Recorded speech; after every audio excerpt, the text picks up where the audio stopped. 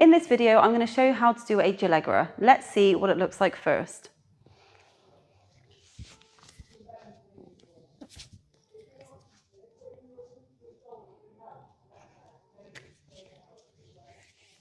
Okay, so a Jallegra, named from being a mix between a jade and an Allegra.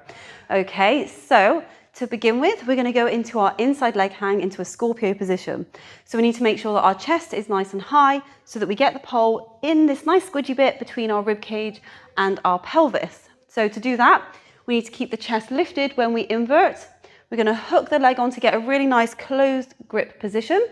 And then I will go from there up the pole.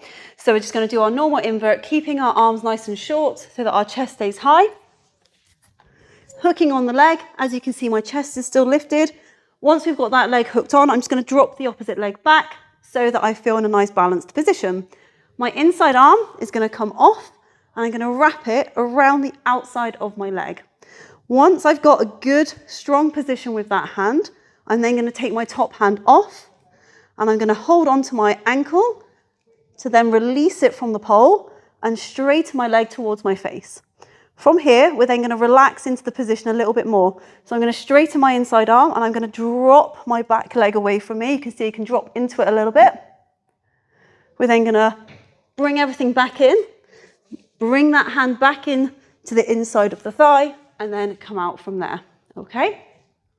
So I think the main thing with this to think about is the balance points as you're getting into each part.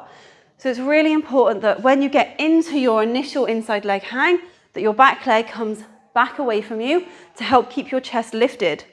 That's going to put you in a nice strong position so that you can then start to move around everything else without feeling like you're going to topple in and out of it. Okay? Once we've got that outside hand round and in position, we're then going to grab the ankle. So you can do this in a couple of different ways. You can either, which is what I did then, just hold onto the ankle in a neutral position. You can also go into a cup grip around the top of the ankle. I'm going to show you these two variations in a second. You're just going to do what feels good for you. Okay, once you've grabbed the leg, you're going to gently extend it out.